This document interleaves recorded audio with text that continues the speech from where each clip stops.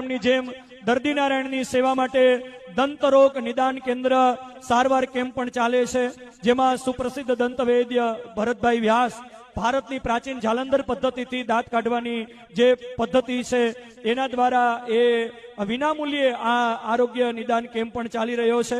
તો એમનો દંતયજ્ઞનો પણ ખાસ બધા લાભ લેજો. સાથે સાથે